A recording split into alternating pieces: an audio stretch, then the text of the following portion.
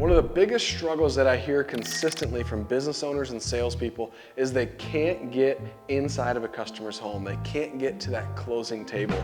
And you might wonder, like, why is that important, Colin? You just show up and you estimate the thing. You do it and you leave them a number and off you go, or you send it to them in an email.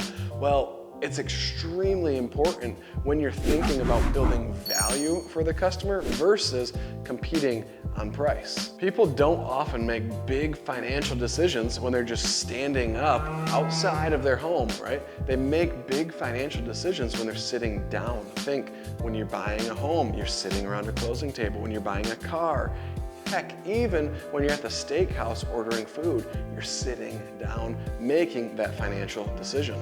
So let's talk about little tips and tricks on how to get into a customer's home without having to actually ask them. Things that I do every single day that actually get people to invite me into their home, or if I do have to ask, it's not in like a pushy salesperson-y type way. One of the best tools that we use to get into the home, believe it or not, is just a simple sales folder, nothing too fancy. We've got 9 documents inside of it. Things from our proof of insurance, our value stack, our sketch form, a little bit about us and nonprofits that we donate to, a completion certificate, all those little things that make a big difference for the customer. Here you go, Mrs. Smith. It gets them sitting down, thumbing through something, ready to make a decision today. Next magic trick we have to getting to that closing table is before I ever even show up to the customer's house, I'm making a phone call. Hey, Mrs. Smith, it's Colin with One Way Exteriors. I am 30 minutes out. GPS says I'll be there at 3:54 p.m. So that's my exact ETA. I'll see you then. Really looking forward to sitting down with you. No, sitting down with you. Going over all the options for your gutter system, letting you pick what's going on in your house. So I'll see you in a little bit. I'm gonna show up and I'm gonna have some samples and whatnot. So if you can just have a spot ready for me to set all those down and we can rock and roll and put exactly what you want on your home rather than me just telling you what you should do. This quick little call, there's subtleties of me saying, we're gonna sit down, we're gonna go over this. It's mentally prepping them. And if they're a little bit of a slob, they'll clear their table off and have it ready for you in 30 minutes when you actually show up. So that's magic trick number 2. Next tip we have is when you get there, where you actually park your vehicle matters. If you are in a branded vehicle, do not hide that thing. Don't park behind their car in the driveway or park somewhere where their garage hides it or whatever.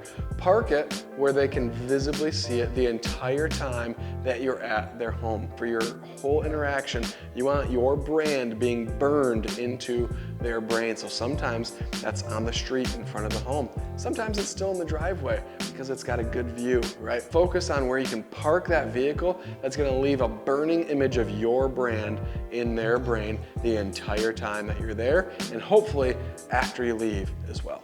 And then after you park, your job is to look the most ridiculous that you possibly can. Look a little bit foolish. This is the only time of your whole presentation that I will say it's okay to look a little bit unprofessional. Load your arms up ridiculous. Note, like I could carry all this and not look nearly as ridiculous, but I'm gonna make a show of this, right? I might even accidentally drop something when I get to their front porch, but I'm gonna walk up to the front porch like, hey, Mrs. Smith, I'm here. Mrs. Smith, not 9 times, but 8 times out of 10 is gonna be like, oh, okay, yeah, come on in, you can set that over here. The other 2 times, you gotta say, hey, Mrs. Smith, do you got a spot I can set all this stuff? Yeah, absolutely, come on in, right? It's gonna happen. You might occasionally have someone be like, no, tough luck, man. Right? It might happen, but very, very, very rare. So the goal is to look like a fool. Grab all your samples. You guys wanna know a magic trick? Half these things are the exact same product, all right? I just pack them so that I have an excuse to get into their home and set this somewhere where we can sit down and meet, all right? This is like your last-ditch Hail Mary effort at getting into the home if the sales folder isn't doing it, if the pre-call isn't doing it, all right? This will get you in the home every single time. So there you have it, y'all. Those are the magic tips and tricks I have to helping you get inside of the home. As you can see, none of them are like overly pushy or super salesy. It's just setting a clear expectation for your customer. That's all it takes. Set the expectation that I'm a professional. I'm gonna go over things with you. You get to pick what goes on your home. That's it. If this is super beneficial to you guys, and this is just a very, very small part of the things that we cover inside of Home Service Giants, and if you would love to learn more about that, we've got a link here. You can learn all about Home Service Giants, join our community, and get consistent tips and tricks like this that help you 3x your conversions and usually double your average ticket. So look forward to seeing y'all on the inside, but until then, keep winning bigly, y'all.